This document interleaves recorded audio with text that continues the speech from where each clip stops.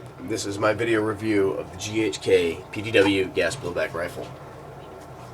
I'm going to go ahead and say that this is the most amazing airsoft gun I've ever seen.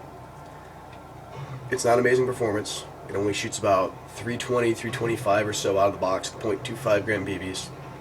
And the magazine only holds 40 rounds. It holds enough gas to shoot about 60 rounds. But that's not the point. The point is that it's a gas blowback rifle. This is as real as airsoft can get right now. It makes AEGs look gay, it makes them look dumb, they feel stupid. You have one of these, you'll never go back to an electric gun ever again. I guarantee it. I'm going to go over the entire gun, from muzzle to stock, and I'm just going to go over everything. Pretty much I'm just going to tell you that it's the best gun you can buy. First of all is the price. It only costs about $300, $320 at the worst site. If something inside it breaks, there aren't many components. You've got a trigger group, your hammer, you've got a couple external controls like the bolt catch, the magazine release, you've got a bolt carrier, 2 piston rods, your barrel group, your hop-up unit, bolt carrier, charging handle. That's it. You don't have to worry about little tappet plates and gears and wiring harnesses and anti-reversal latches and all these little parts and all these little springs they just want to lose. I mean, it's just like a real gun. All the parts are big and meaty and made out of tough aluminum, made on a CNC machine, and they're covered in a really nice temperature-treated finish that does not like to scratch off. Like, even the magazines, nothing scratches off on them. I mean, everything scratches off on them. They don't scratch off on anything. I'll actually look at my gun and be like, oh shit, there's a big scratch on it. I'll go rub it with my finger and it's just some other paint from some other thing that it's touched over the course of the last game that has rubbed off on the gun. I mean, this one has got a version 3 upper receiver, version 2 lower. Other gun I've got right here has got a version 3 lower, version 2 upper. I just did it because I wanted to steal the markings and put it on my version 2, and it makes a nice 2-tone receiver. So this one is a kind of like a composite gun, hybrid. It's like a hybrid gun. That's kind of like a hybrid, but they both work great. I mean, you can't beat them. All right, so I'm going to start at the muzzle. You got a 2-piece flash hider. This front half right here, with all the vent holes in it, it's got a conventional thread. Turn it to the right, it's going to tighten. Turn it to the left, it's going to loosen. The second section, counterclockwise thread, 14mm. So you can put any airsoft flash hider on there, some real steel flash hiders. The only problem is, you go to tighten this part will loosen, that part will tighten. Then you go to take it off, and that part will tighten, that part will loosen, and then what you end up getting is this weird contra-rotating piece that never wants to stay tight. So go out to Walmart, get yourself some Loctite super glue. It comes in a bottle like this, you can't miss it, it's in their glue and adhesives aisle. I used it on everything on this gun. It comes out of the box, you got a couple loose screws, you got the stock, it doesn't wobble, but you can tighten up all the screws on here and throw some super glue in the threads. You can still break it if you need to take the part off, but for the most part it's going to lock it down real tight and it'll be resistant to the vibration of the gun when it fires. Behind the flash hider you got a dimpled barrel. On the real gun, this is to aid in cooling the barrel more rapidly if you're firing a lot of rounds in a short period of time. Say full automatic, for example. It creates more surface area, allows the heat to escape faster. Doesn't look the prettiest, but it's done really good. GHK did a good job reproducing it. There's no flash. All the dimples are the same size and shape. It looks really nice. There are 2 different barrel lengths to this gun. I've seen a couple online that come stock with a barrel that the flash hider starts like here. You can get it if you want. I got the longer barrel because I try and use this for both indoor and outdoor. Doesn't work out too good, but it's not that bad. RA Tech makes a different set of barrels for it if you want to go and change them out. It's very easy. The entire barrel assembly is held in place with these 2 4mm Allen screws. Put some Loctite in the threads, crank them down, your barrel's not going to go anywhere. You're going to solve that out-of-the-box barrel wobble problem that a lot of people complain about. If not, Simoon, I believe it's a website or a company, it's one of the two. They make a rubber barrel brace that came on my version 2. And basically it's a little rubber block that you squeeze around the barrel, and when you reinstall it, you just brace it against the free-floating barrel and body, and it eliminates any wobble. I mean, this has no brace in it right here, and I can't move it. I'm not going to try and really move it, but it's fine. You don't need to worry about it. If not, FG Airsoft makes, you can see their company logo right here. That's the shape of the barrel brace. That's their major product. They make a lot of aftermarket parts for this gun, one of which, I'm going to discuss all of them, but that's the first one, just the barrel brace. Behind the barrel you can see the RIS rails on this side, a little bit shorter here. That's so you can fold the stock. It may limit what you want to put on the gun, but just giving you the heads up right now as you start planning it out in your head when you order it. to be prepared for this rail being shorter on this side. I wasn't ready for it, so I ordered one extra rail panel. No big deal. Your front sight. It's a GHK brand. Comes on the gun. It's fine when it's up. When it's down, it kind of wobbles. It also makes noise. I don't like it, so I replaced it with one off of a KWA SR10. Same exact sight. I just turned it around, faced it the other way. The sight's still the same height. It just gave me more room for my PEC 15 on my other gun. Back here, you got a GHK rear sight. It's Knights Armament style. It's got a really open aperture. It lets you get a really nice sight picture. I mean, it's perfect. You can see completely through it. It's not like some airsoft rear sights that come stock on guns that everyone throws away. The hole's just way too small. You can't see anything out of it, so there's no point. Keeps it really open, lets you figure out where your BBs are going if your sights aren't adjusted that good. It folds down. It's got a really good lock on it. The only problem is there's kind of like a trough cut into the rails right here. You can see where the middle I can run my finger up because it's not a whole solid rail all the way across. The rear sight sinks down into it, so you got to really pinch it, jeez, and pull it back up. So it's kind of a pain when you're not wearing gloves, so imagine it when you're wearing gloves. So your front sight wobbles and makes noise, and your rear sight is hard to put up. Why do you want them? So I replaced both of them. Put a real steel Army issue rear sight and a KWA front sight, and they work great. But do whatever you want. I mean, it's RS rails. You can put Magpul sights, Troy sights, anything you want. Alright. In here, you can see the silver piston rods. At first I didn't like the fact that they're silver, but you know what? It's whatever the real gun looks like, so screw it. They are spring-loaded. So you can see right now the bolt carrier is forward. As you pull it back, they come back under spring tension. And it makes that little plink noise, so when it fires, it makes a lot more of a plinky, clicky metal noise and lets you know that there's something going on. It's a lot more fun than an AEG. It also improves the cyclic rate of fire because the bolt actually has a little bit of that spring tension to slow it down and then bounce it back off the chamber block. Alright, behind that, let me put the sights back up. Behind that, you've got underneath your ejection port. You can see where the bolt carrier, this one hasn't really been broken in that well. This is the gun that I ordered by mistake. So the bolt carrier is still held in place by a pretty stiff spring. It doesn't really like to move.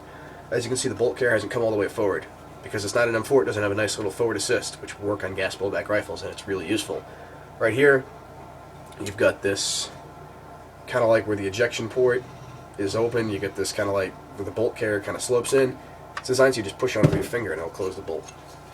Just kind of helps you if you ever get a malfunction. I actually had to use my forward assist on my VFC M4 because the bolt carrier jammed halfway back. I jumped the mag, charged it, nothing happened, it got stuck, and I just whacked the forward assist a couple times, cleared the jam, put the magazine back in, finished the game.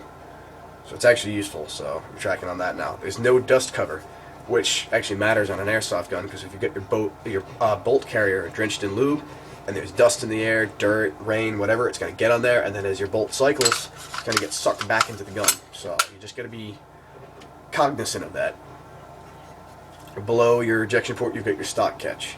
I never knew what this was till I got the gun. I just thought it was some weird-ass sling swivel or some gay shit. I was intending to cut it off, but it actually holds your stock when it's closed. The stock doesn't have any lock on it. It'll come back open, but it takes a little bit of a pull because you've got a little bit of a spring-loaded bearing there that has to wrap around this ball. It's a good design. It doesn't really catch on stuff because it's rounded off, so it's not that bad. It doesn't get in the way, especially if you're a right-handed shooter. If you're a lefty and you're hanging on a sling, I mean, it's going to rub on you a little bit, but it's not too bad. You've got an ambidextrous fire selector right here. It's got a little bit of a cutout, so when you're shooting right-handed, your trigger finger can go over it. If you shoot it left-handed, you're going to feel that underneath your trigger finger. It's a little annoying, but I wouldn't worry about it too much. It's not going to kill you. Right here is this nifty little brace. It actually holds all of your pins in for your hammer and trigger assembly, which is really nice because the gun actually has a little bit of vibration when it fires. So what you're actually going to realize is stuff will loosen up, so it's built like a real gun. Unlike AEGs, where you got all these little Allen screws held on with crappy Asian Loctite, and they open up, and the gun starts to rattle after a bit, and parts fall off because of the vibration. This is all held in place with springs and pressure plates and little braces like this and pins, and it's really robust. The only Allen screws that are actually structural are right here, and they're on the fire selector, and they're just a pivot pin. If you undo them, the entire plate comes off, and underneath you'll see the little ball bearing that holds this in place, and they'll actually fall out and you'll lose them. So be careful of that. You can always replace them though. Just go down to a hardware store and get a really small ball bearing that'll fit in the same hole, and you're good. Haven't lost any yet though. Don't need to worry about it. Just put some Loctite on those threads, and then crank them back down again real tight, and it's a real stiff fire selector. Almost feels like a real gun. It's really clicky, a lot of friction to it. It's not going to get bumped easily. The pistol grip is probably the crappiest part of the gun. Not that it's crappy, it's just if you look at the rest of the gun being made out of this really nice anodized aluminum, and it's just really robust, and then you just get this one plastic piece on there just conspiring to ruin it all.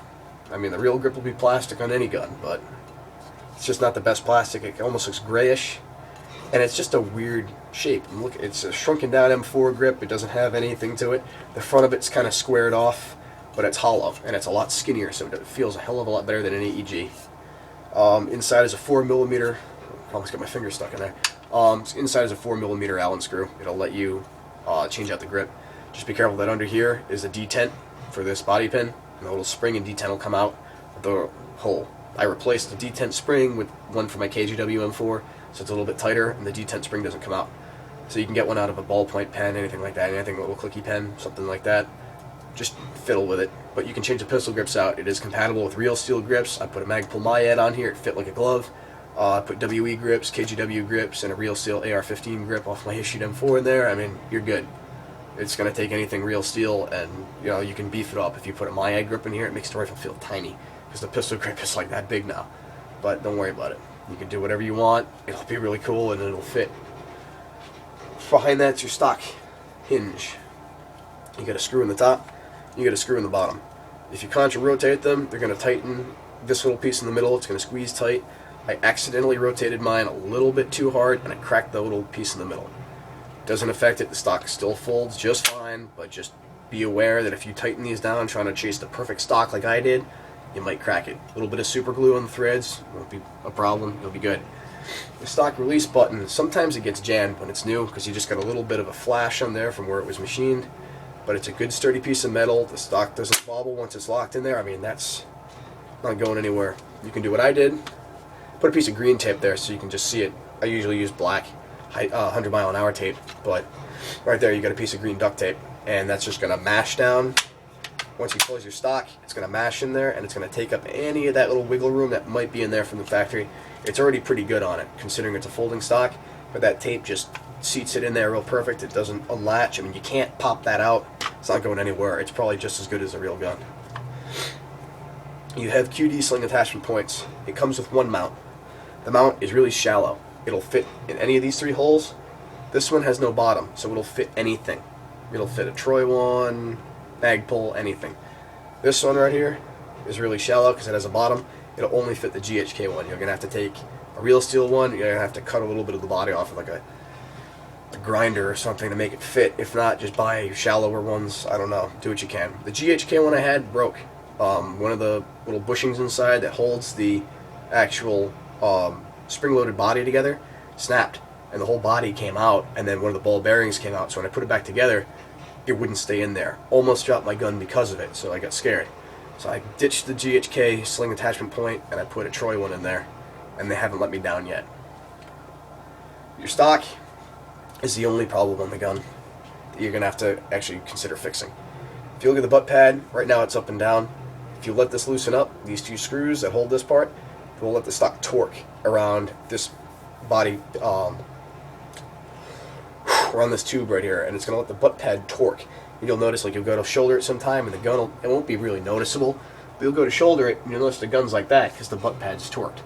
Kind of a big deal because I'm a perfectionist. I want a rock solid gun, so just take these screws out, take out the little threaded silver bushing in here, and just slather on some Loctite super glue.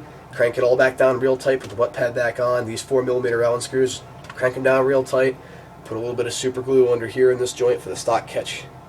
And just kind of wiggle it to work the super glue under there. Close the stock, let it lock itself in the place it needs to sit in. Let it sit overnight. By morning, everything's rock solid. This gun will have zero wobble. The body pins are tight as hell. I mean, you got to hammer them out with like a pair of needle nose pliers or something. And once they're out, they're captured just like a real gun. So let me try and do this with my fingers. It's not going to happen. And this one, God. And you can see. A little bit less than convenient, but once you get them popped, you just pull on it and you'll see where it stops. So you don't have to worry about losing it.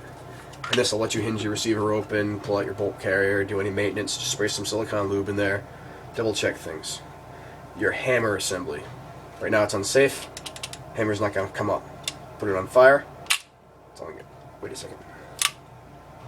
Alright, you get a disconnector lever right here. I forgot to mention that. When you squeeze the trigger, it's not going to come up all the way until you push the little disconnector lever forward.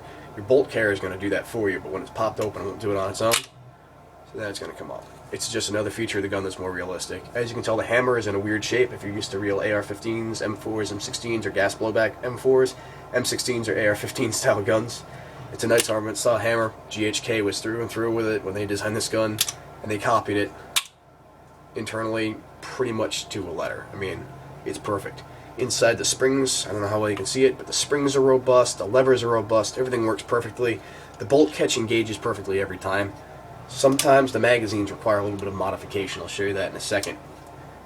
But unlike the KGW M4s, which have this weird bolt catch that doesn't like to work all the time, or the VFC M4, where it just likes to jam on really weird and just jam the bolt carrier and make your whole gun feel like shit, this one works perfectly. Inside the gun, I've got the second bolt carrier right here. Where the bolt catch engages, when it comes up, it's a little arm that comes up like that. Where it engages, they reinforced it with a piece of steel. It's really heavy. You can tell it's not the same material as the bolt carrier. And this is the bolt carrier I've used in a couple games so far, and there's almost no wear on it. I mean, a little bit of the finish is gone, but the metal's not being worn off at all. Your bolt carrier itself's got some weight to it. It's not very heavy, so it allows the gun to have a pretty high rate of fire. The nice thing about it is the return spring for the nozzle has got an anchor screw. Unlike some guns like the KGW, where the screw is just soldered to the back of the bolt carrier, and when it snaps, you're done. This one you can undo that screw and pull the whole nozzle out. It lets you drop an in-pass air nozzle in from FG Airsoft, which they also make. But I mean, you don't have to worry about it, so you can fix everything. Your actual nozzle stops are these little rubber blocks right here, or actually they're plastic. They have a little arrow on them that shows you which way they need to face when you reinstall them.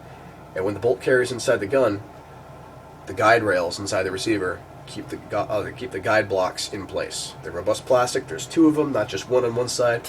So the actual nozzle, excuse me, can actually come forward and stop evenly and not be canted.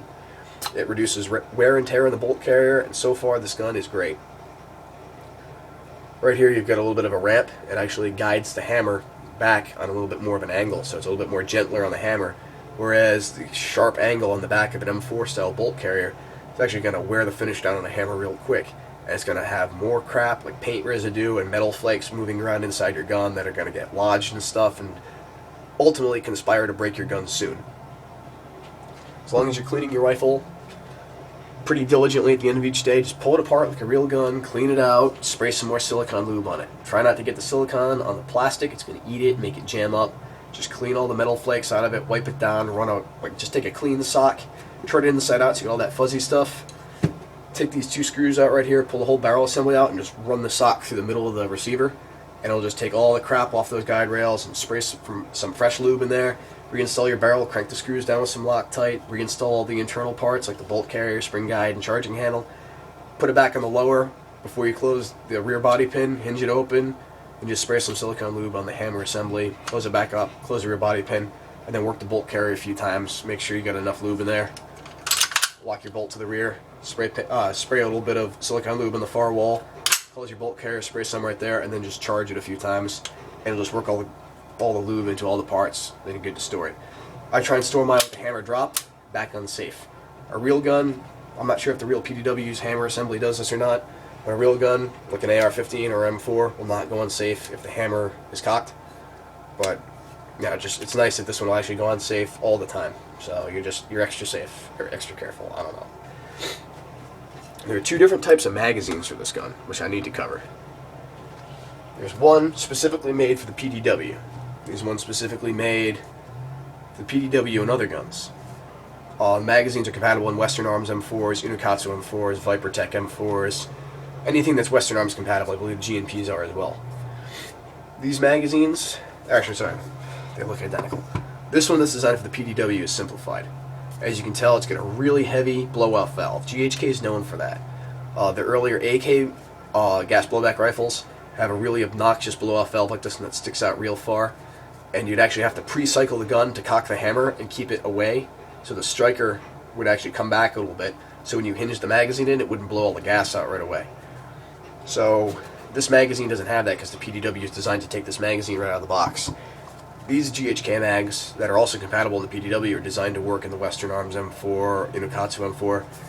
To solve the pre-cycling problem on the M4 series, they put this little lever here, and I don't know how well you can see this, but this little lever is designed to, when you press it down, it lets the valve pop out all the way. If you press the valve in a little bit, come on, there you go. When the spring pushes it back up, it's going to catch the valve. So when you put it into the rifle, your striker clears this without blowing all your gas out and wasting it, and as soon as it gets to the top of the mag well, it presses down on that, lets your valve come out all the way, you're good to go. So no big deal.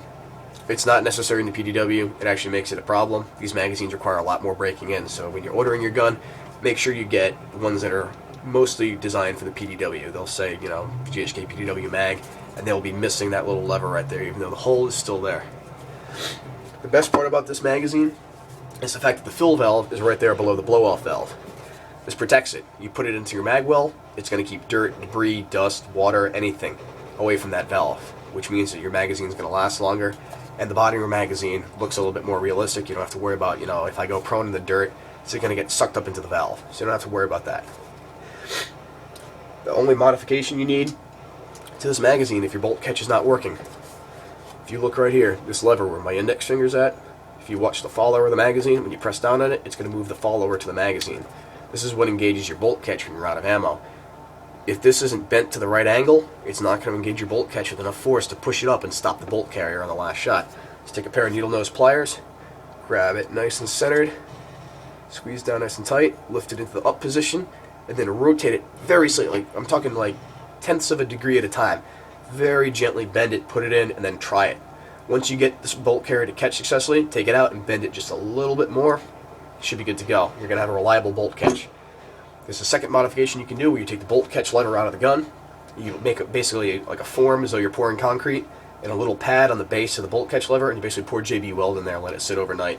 And it'll create more head space, or no, it'll take the head space out, so when that lever comes up, it's automatically engaging the bolt catch. Either one of these mods works. Mine have never had a problem catching the bolt anyway, but I bent them up a little bit, and now they're 100% reliable. Don't have to worry about it.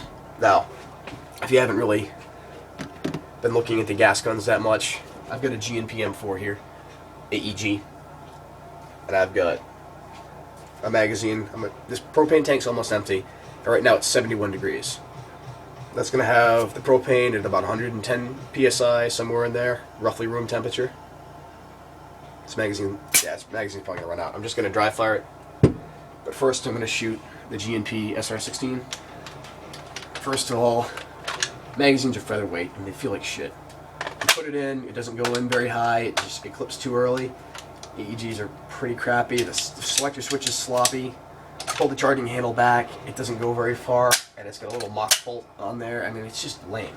And just listen to this. I mean, come on, who wants that? You also notice that there's zero recoil. So what you have now is a GHK PDW. I'm going to hold the bolt catch down because it's dry firing, but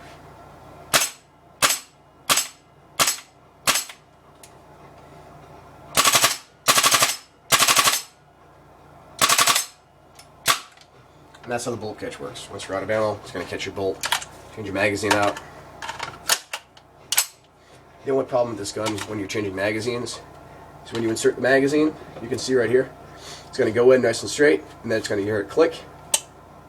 Make sure you let go of it, and it falls back down. If the bolt's forward like this, that's why I didn't do it. Okay, when the bolt's forward, it's going to hit the bottom of the bolt carrier, it's going to seat. But when your bolt's locked to the rear, and you go insert your magazine, you're going to hear it click, and it's going to keep going up a little bit higher. Make sure you let go of it, and it falls back down and hangs as low as it can hang in the bolt carrier before you release the bolt carrier. I mean, as low as it can hang in the magazine well before you release the bolt carrier. That's what I'm trying to say.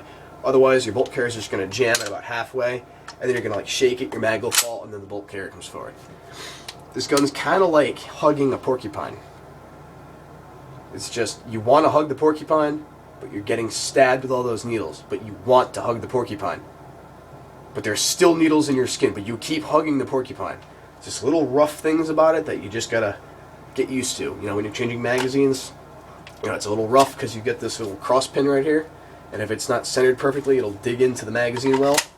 But once you're all done and you have, instead of an electric sewing machine in your hands, you're going to love it.